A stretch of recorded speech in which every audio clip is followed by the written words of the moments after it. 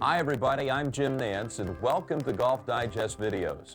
We're here at the spectacular Innisbrook Hilton Resort near Tampa to talk about a subject dear to every golfer's heart, mine included, and that's hitting the golf ball longer.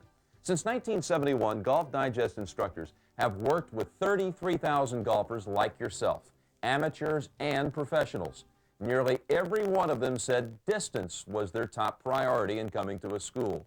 Here are the lessons that got them to do it. Here are 6 proven steps to generating more power in your swing. Real power with control. No gimmicks, no shortcuts. If you apply these techniques and stick with it, I guarantee you that you will hit it longer and straighter. Now let me introduce you to the instructors and tell you what they'll be covering. Scott Davenport will teach a setup which allows power to build in your swing. Jack Lumpkin will get you swinging on plane, a key to both distance and accuracy. Mike LeBove will cover clubhead rotation through the hitting area. Hank Johnson, the elements of a power-producing pivot. Tom Ness will tell you how to deliver the power you've generated to the golf ball. And finally, John Elliott will teach you to make it happen on the golf course. 6 steps to distance with accuracy. Let's get started now. Here is Scott Davenport to talk about proper grip, posture, and setup, the foundation on which everything else builds.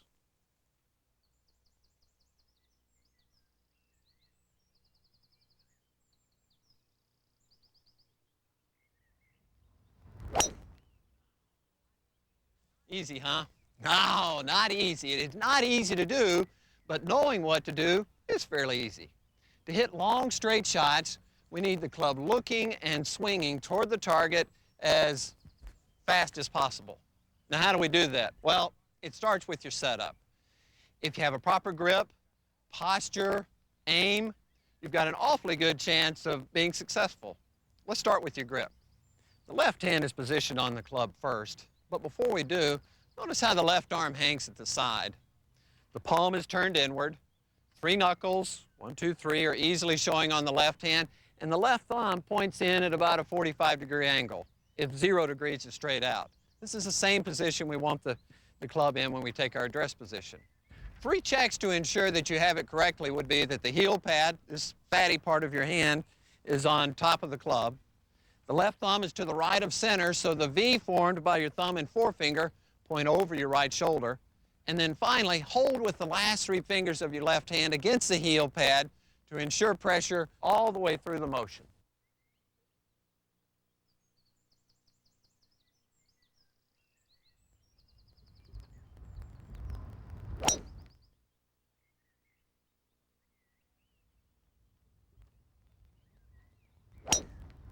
If you can get your left hand on the club correctly, the right hand becomes a piece of cake. The key positions are right palm, lifeline against the left thumb, not on top, not under, against the left thumb. Close the fingers around the club, letting the little finger overlap the index finger of the left hand. Close the gap between your thumb and forefinger, and the index finger of the right hand is slit slightly down the shaft, something like a trigger finger on a gun. Folks, if you can get your hands on the club correctly, you've got an awfully good chance of hitting it as far and straight as you'd like. All right, bring the club up in front to check for squareness. The leading edge should be vertical, and then position it behind the ball. As you do this, you're also starting to form your posture and also finding the proper distance from the ball. The distance from the ball is determined by the length and lie of the golf club, your posture, and your arm hang. Now, when we bend to the ball, we bend from the hips. The head stays up, the chest stays up, the arms are hanging. Now let's set up to the ball. Again, we step in with the right foot. When we position the left foot, the left heel should be positioned in line with the ball. We vary the stance depending on the club we're using. For a driver, we use a shoulder width stance. With a short iron, we move the ball position inside the left heel, about 1.5 balls, and narrow the stance so much so that the ball now appears to be in the center of the stance. Let's get back to the original idea of hitting the ball as far and straight as possible. Here are 4 key checks to ensure that you're set up correctly to do that. It starts with your left-hand grip. Take your grip position at your side. You'll have the best chance of properly positioning the left hand. Secondly, position the club squarely behind the ball first. Third, as you do that, bend from the hips, flex the knees slightly for the proper posture. And then finally, position the left foot so the left heel is against the ball position line. This will give you the best chance of producing maximum distance and direction. Swing playing. From Ben Hogan to Hank Haney, golfers have devoted their careers to mastering the swing plane. But most amateurs, myself included, have a difficult time grasping its relevance to power. Senior Golf Digest instructor Jack Lumpkin will explain how it all works. Whether you need distance or direction, you must learn to control your golf ball. To learn to control your golf ball, you must first learn to control your club. For our purposes, the club has three parts. The club face. Mike LeBove will show you how to square the club face for solid contact. The club weight, or the mass, Tom Ness will show you how to deliver the club head for powerful impacts. And the golf shaft. If you want to learn to control both of these two, you must also learn to control the shaft. The golf shaft extends from the ball toward the player on an angle. I'm standing beside the ball. This rope represents my target line. My golf club is pointing to the target line. Now, all I have to do to keep it in plane is to have this club shaft point to that target line throughout the swing, except when it's parallel. Let me demonstrate in slow motion. The shaft is pointing to until it's parallel. Continuing on, it keeps pointing to the line throughout the motion unless it's parallel. I'd like to demonstrate.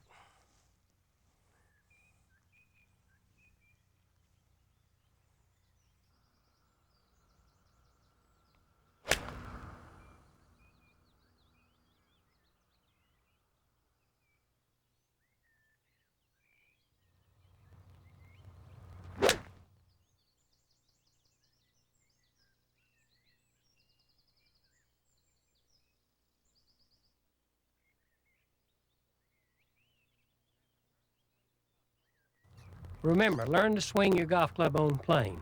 And I want to show you some drills that will help speed this process up. This is a plane board. We use these at the Golf Digest School to help teach swing plane. It's a 4x8 sheet of plywood with a 30-inch arc cut out of the center. At present, it's adjusted for a 5-iron. It could sit at any angle, the angle of a driver or a wedge, and the swing plane would adjust according to the club. Let's examine what a 5-iron does as I swing. The shaft is resting on the plane board and stays on the plane board below the waist. As the right arm folds, the shaft is higher than the plane board, but the end of the club is still pointing to the base of the plane board or to the target line. As I come down, as the right arm lowers, the club gets back on the plane board. As I turn through, remains on the plane board till well into the finish. A very useful training aid to help learn swing plane. I have another drill that will be very helpful to you that doesn't require any special equipment. Let me show you that one. Here's a great drill for plane.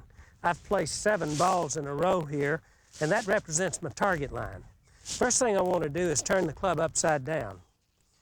Point the golf shaft at each of the balls throughout a short swing.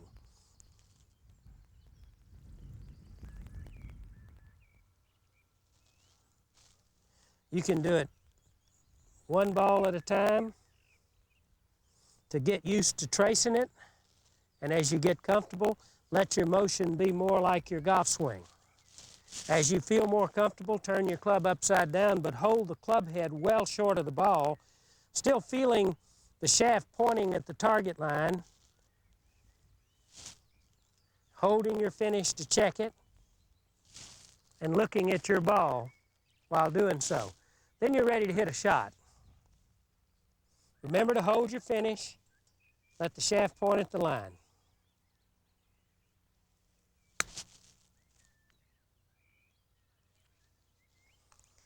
Let me turn around, play one back in the other direction so you can see how it looks looking down from the target.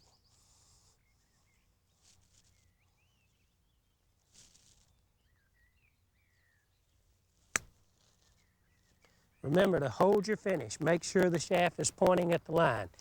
If you can keep your club in plane on a short swing, you're well on your way to learning to do it in a full swing. I have another drill I'd like to show you that you can do at home that's very helpful on plane. Do it a few weeks and you'll be surprised how much better you get. If you have a full-length mirror at home, or even a sliding glass patio door, you can use that to monitor your plane.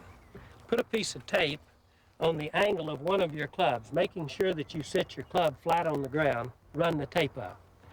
Then position yourself out in front of the mirror in your normal setup so that you can see the shaft running right up the tape.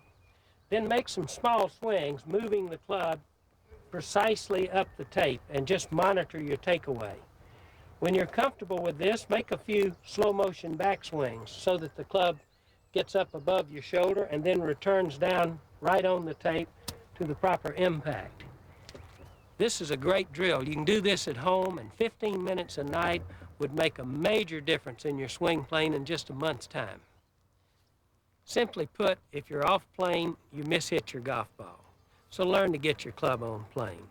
Now when you're practicing, if your club gets too steep and gets coming too much from out to in, you're going to make some ugly divots on the ground. You're also going to put white marks on the top of your club because you'll hit a lot of pop-ups. Probably your ball will be pulled and you'll just mishit it a lot. So monitor that and get in front of the mirror and check it out. The same would be true if you find your ball getting too far back in your stance and your ball starting too far to the right, maybe hitting thin shots or drop kicking it. You're off playing too much from the inside. So monitor those. Those are very, very good keys for your practice. Learn to get your golf club on plane. Even if you're getting it on plane at the very end, you may be losing power because you're having to slow down and manipulate. So work hard to get your golf club pointing to the line throughout the swing unless it's parallel. If power can't happen without a correct setup and a downswing that's on plane, instructor Mike LeBove will show you why it also can't happen without square contact. That means not only a square club face at impact, but also proper rotation of the face through the hitting area. Things really good golfers work on over and over. Here's Mike to explain how that's accomplished.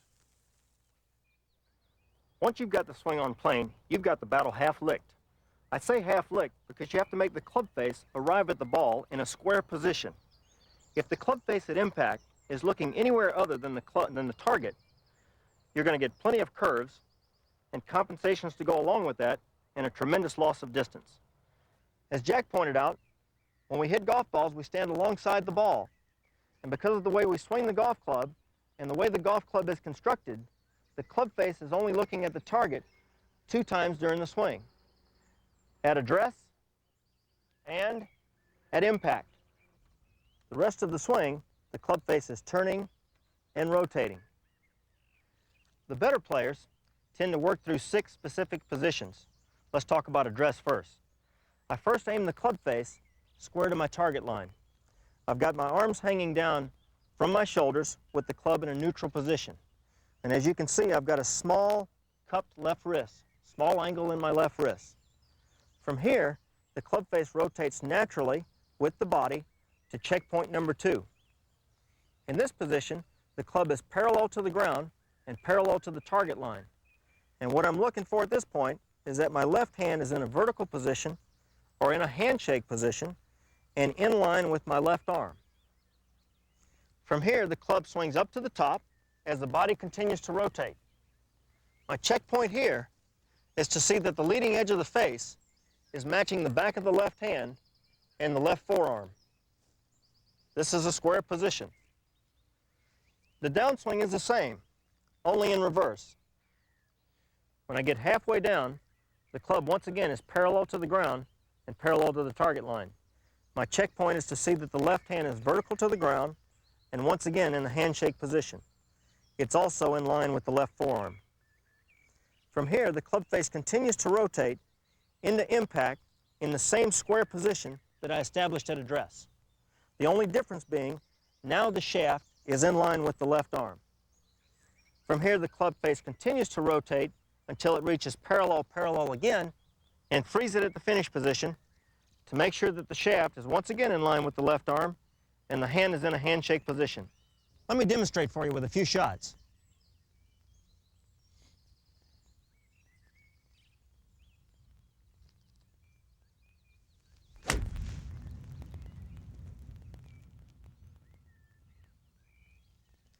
Let's see that again.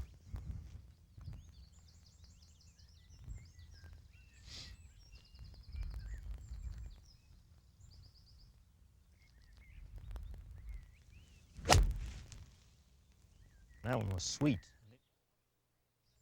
I have a few drills that will help you ingrain the sense of squaring the club face to the ball. The most common problems that we see is that when the club is taken back, either the shaft is not in line with the left forearm, or the club is over-rotated with the left hand, or under-rotated with the left hand. And remember, my checkpoint is that my left hand is vertical to the ground, or in a position where I could shake someone's hand. I'd also like to see that my left hand is in line with my left arm. A good way to learn this technique is with a tennis racket. Place the racket in your lead hand, or my left hand, so that the racket is in line with the left arm. As I swing back, I'd like to have the racket vertical to the ground, along with my left hand, in a handshake position. From here, I'd like to square the racket back to impact, so that the racket is vertical and the left hand is vertical once again, in line with the left arm. From here, I continue rotating with the body so that the racket is parallel to the target line, the racket is vertical to the ground, and so is my left hand in a handshake position. If you don't have a tennis racket, just practice this move at home with no golf club. With your left arm hanging right in front of you, turn with your body into a handshake position. From here, rotate with your body back into the impact position. Once again, I'm handshaking with my left hand. Continue rotating with the body until you reach the handshake position again on the target side. Swing back and through. Let the arm follow the rotation of the body. Handshake to handshake position. Then grab a golf club. Make a series of mini swings, back and through, checking to see that number one, the shaft is in line and the left hand is in a handshake position. Swing through to the finish and freeze it. Make sure that your shaft here is in line with the left arm, and once again a handshake position. Once you get confident with this move, then it's time to try a few golf shots.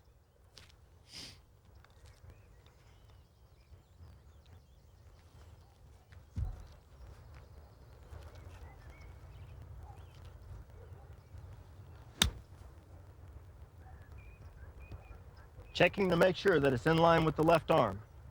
Let's try that again.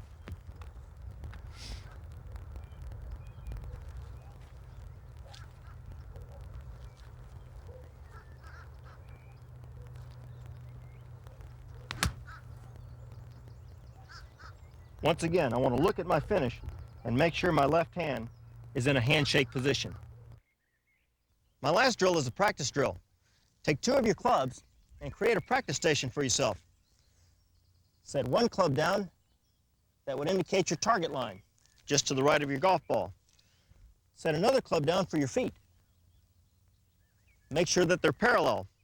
Walk down your target line to make sure that they're perfect. Then hit a few shots.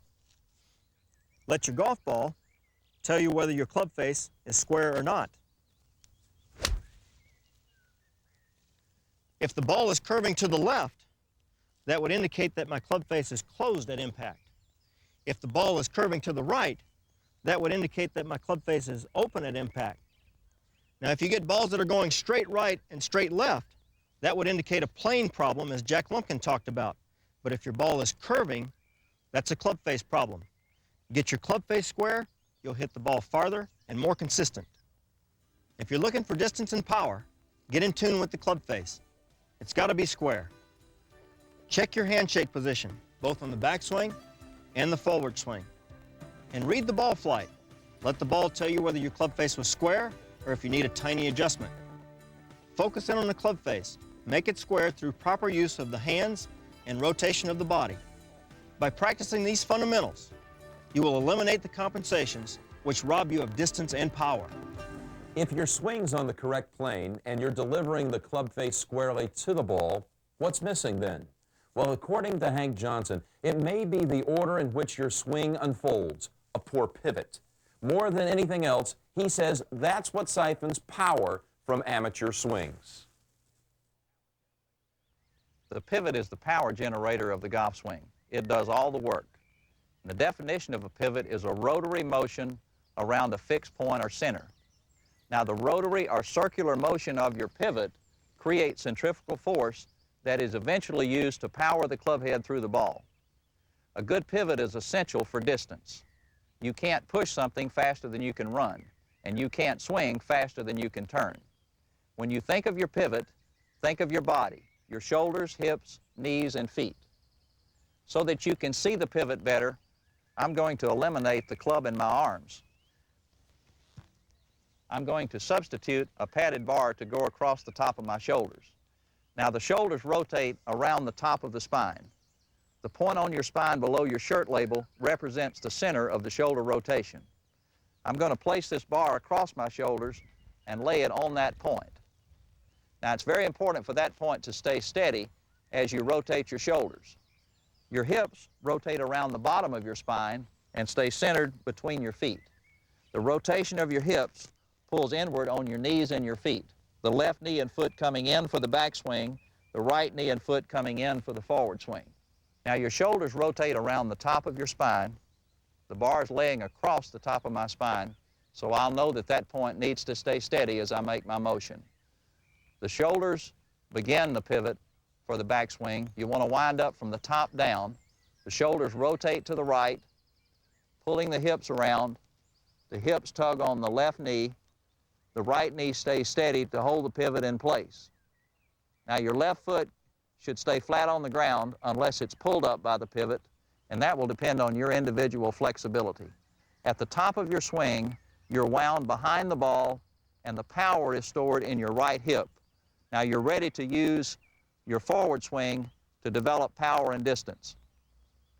Now, the sequence for the forward swing reverses. You want to unwind from the ground up.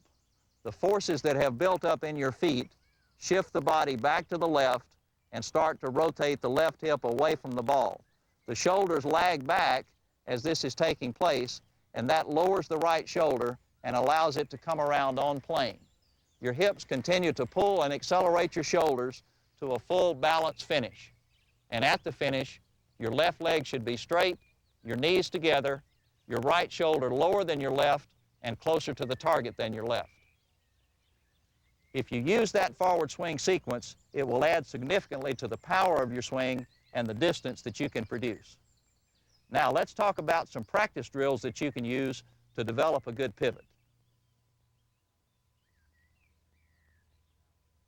Some players try to create power in their swing improperly by sliding their hips toward the target.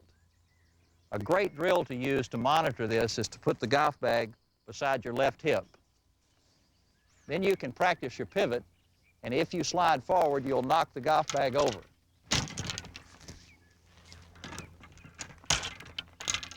A proper pivot, where the left hip is turning away from the golf ball, will allow you to turn to a full balance finish without disturbing the golf bag at all. Another common pivot error is sliding the hips to the right on the backswing. A great drill for this problem is to rest the club against the back of your hips and the base of your spine. Put the bar across your shoulders and practice your pivot with the goal of letting the club leaning on your hips land on the back of your right leg at the finish of your swing. This will help you gain maximum power with a good pivot sequence. One of the tough things about practicing golf is that you can't see yourself. But here's a way you can use your shadow to watch your wind-up. I've got the sun behind me, and therefore my shadow's directly in front of me, and I've put 3 golf balls on the ground.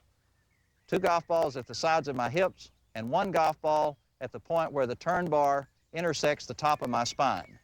If I make a proper wind-up, my hips will stay inside the golf balls on the ground, and the top of my spine will stay right on the golf ball at the intersection of the spine and the turn bar. This will give me maximum wind-up into my right hip and maximum power for my forward swing.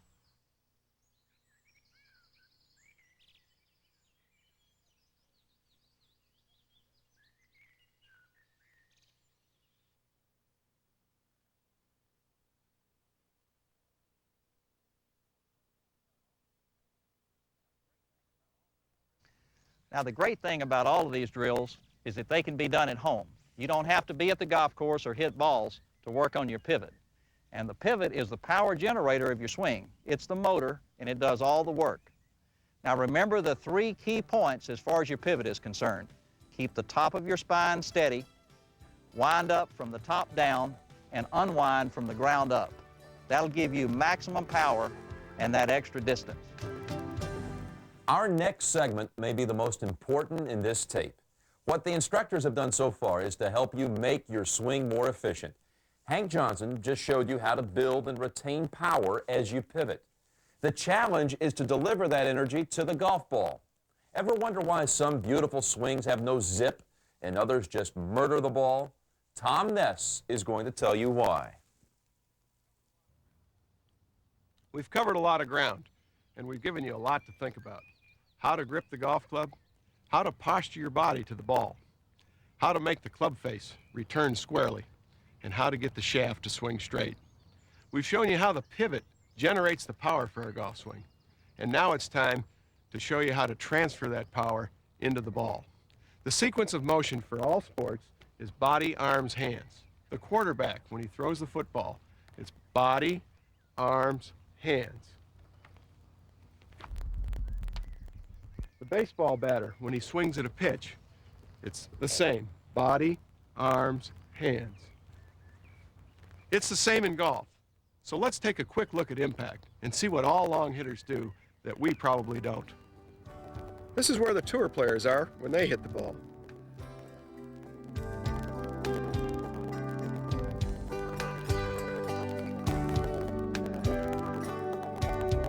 You may already know how to do this. When we play baseball, we hit the ball off the barrel of the bat, not off the end. When we hit a golf ball, we need to learn to hit the ball with the whole shaft. Actually, the left arm in the shaft. If you haven't played baseball, perhaps you've used an axe. If you were going to chop down a tree, you certainly wouldn't do it like this. You'd use the same sequence of motion, body, arms, hands. We're not only hitting this ball with our left side, we're going to take the whole right forearm and shaft to impact. If this is so natural, why don't we do it for golf? The answer can be found right here on the practice tee. There are 4 very good reasons for being out of sequence. The first one is we're just plain afraid we're going to miss the ball. In that case, the player, as he approaches the ball, takes the club head to the ball with his hands. If he pushes the head of the club at the ball, the handle backs up, misaligning the shaft and mishitting the ball. Another reason would be the player trying to lift the ball into the air.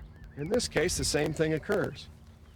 As he approaches the ball, his attempt to get underneath the ball throws the shaft past the arm and scoops the ball in the air. Again, a misalignment.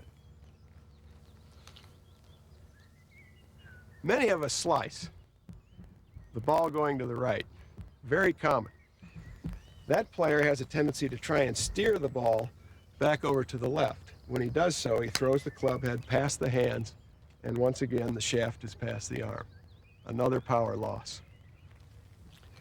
And finally, some of us just plain don't understand how the hands are released in the golf swing.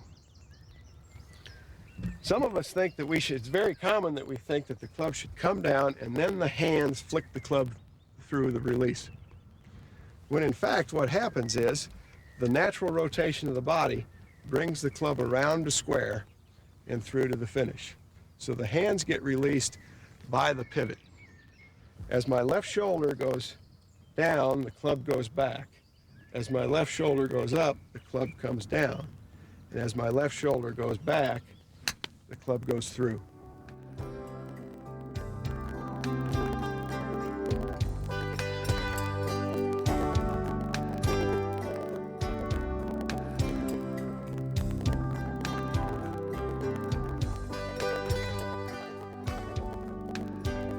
To show you the correct alignment for impact, I'm going to address this tee marker with a long stick. Notice how my hands are at mid-body. We can see the stick between my arms. From the down the line view, you can also see the stick underneath the right forearm. I'm going to stress it by using my pivot. Notice how it lines up with the left arm. The left wrist is now flat. Notice from the down the line view how it's in line with the right forearm. This is the correct position for impact. Notice the difference between address. I'm now going to swing the club back and show you what most of us do that causes our loss of power. We return the club to the ball with the shaft pointing back of perpendicular. The better players towards the mid-body and the tour players even more forward. The best way to train yourself is to hit some short shots where the shaft travels from 8 o'clock to 4 o'clock. As we do this, hold your finish. Check your alignment at the 4 o'clock position. The shaft should be in line with the left arm. If it is, your left wrist will be flat. There'll be a slight bend at the back of your right wrist. Do it again. We need to continue to do this until we get it right. We need to get it right in the small shots before we can move on.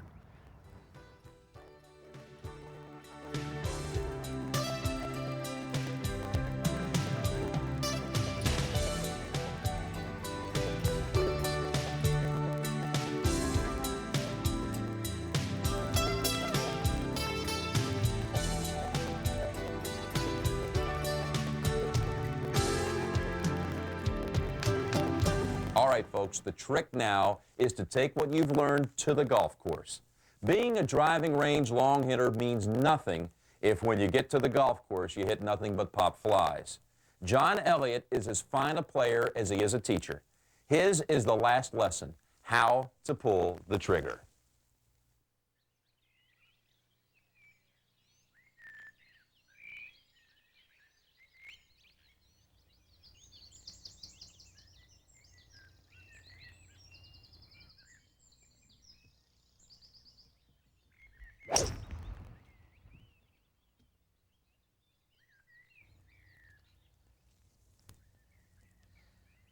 That ball's right at the target.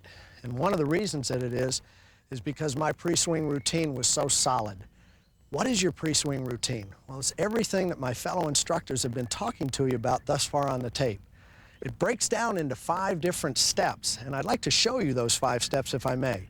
Step 1 in the routine has to do with the placement of your left hand upon the golf club.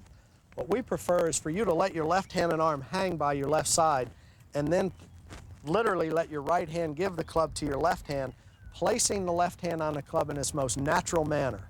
When your left hand and arm hangs from your side, it turns inward toward your leg. Doesn't turn outward, turns inward. So let the club go into the hand in that position. Step 2 in the routine has to do with the right hand joining the left hand here in front of you. We'd prefer to see it at approximately belt height so that you can keep an eye on the head of the club while you're placing the right hand on the club joining your left. Step 3 in the routine has to do with the lowering of the club to the ground. We lower the club to the ground through the bending of our hips. Now, while the hips are bending, we prefer that you keep your chin up so that your spine remains relatively straight. The most common error that we see in setting up is this one. A lot of arch in the back, a lot of bending in the neck as a result of very crooked posture. We want a relatively straight spine. So here's step 1, 2, 3. Now, while in step 3, we're aligning the club. You look down at the name on the head and the face, and you look right through the golf ball down a target line. In my case, using an intermediate target to help me aim. Everybody doesn't need one. Some of you do, some of you don't. If you have an alignment problem, I would highly recommend an intermediate target. I've used one the last 15 years. It's helped me tremendously. The intermediate target is something out in front of you, 3 to 8 feet in front, literally, and it's something that stands out amongst all of the other grains of grass. I'm now aiming the club over the intermediate, letting my eyes go right on out to my target. I'm now ready to position my left foot. The left foot is positioned just to the left of the ball position line, and then the right foot is swung to my right to establish the width of my stance. The feet do not, please remember this, do not stay the same width for all clubs. Please do not have the same stance for all shots. Here are all 5 steps of the routine, starting with step 1.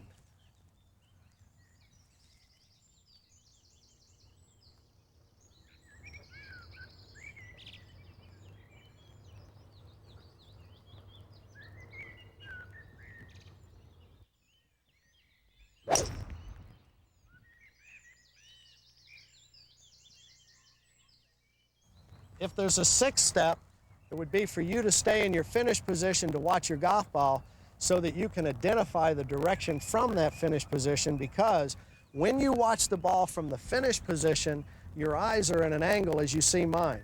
If you allow yourself to break out of that finish and your head and your eyes gets into a horizontal position, regretfully, you'll see the whole world. Well, golf is not a worldwide game. It's one in which you need to hit it down a fairway. You'll see the fairway much better from here than you will from there. Now I'd like to demonstrate that routine for you again. On this beautiful par 5, which first works over water and then over a hill, it doesn't set up for my normal ball flight. I prefer to play a little bit of a fade.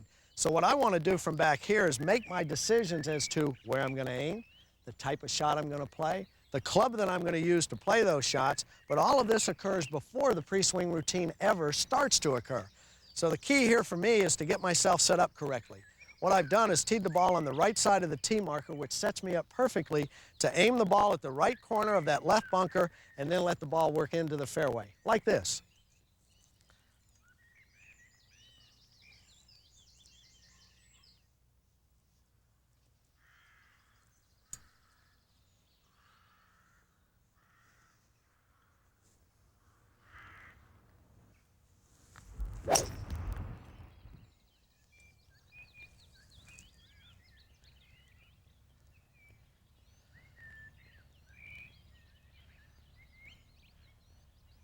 Ironically, that ball went the same place as the previous one. You know why?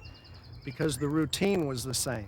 Now, I didn't learn that routine here on the golf course. I learned it on the practice tee. And I use visual aids on the practice tee to help me learn the routine. When I'm at home on the practice tee, I practice with clubs on the ground to acquaint me with where I'm trying to go, also to help me monitor my ball position. On the other hand, when I come out here to the golf course, I forget the clubs, I forget the positions, I forget the routine, because I've learned it, it's become a habit, and now all I'm doing is I'm walking through it with an absolute no-brainer attitude. In fact, speaking of a no-brainer, I'd like you to imagine this if you would, please. The ball's on the tee. You back away from that golf ball on the practice tee to begin your routine. On the golf course, we begin our routine back here. But here we are preparing ourselves to hit a golf shot. Imagine there's a line here on the ground. When you're standing away from the ball on the side of the line that I'm currently occupying, you are in a mode, mentally, if you will, where you can think of anything that you want to. On the golf course, I'm going to be thinking of my target. I'm going to be thinking of the conditions. I'm going to be looking at, reflecting on the lie of the golf ball. I'm going to be aware of my club selection. Certainly I am. I'm going to control that club selection. My point is, all of the things I think about out on the golf course have to do with hitting the shot to the target. Whereas on the practice tee, when I'm practicing, I'm working on my positions. Right now, the no-brainer line. When I cross that line, I leave my brain on this side. My muscles have learned how to set up to the golf ball so well that all I'm doing is walking in, looking where I want to go, reflecting on my target, and then trusting my routine and my swing to produce the desired result. Here's the routine once again.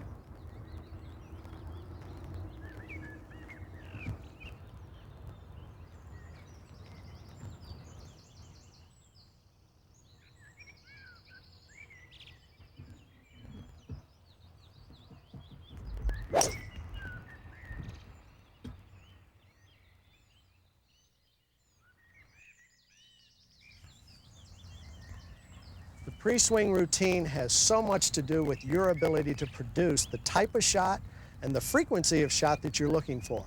Please get good at those 5 steps. In fact, if you have a hard time learning the steps without feeling like you're too mechanical, turn on some music. Because in the final analysis, the routine is a rhythm. It's something that occurs time after time with no thought.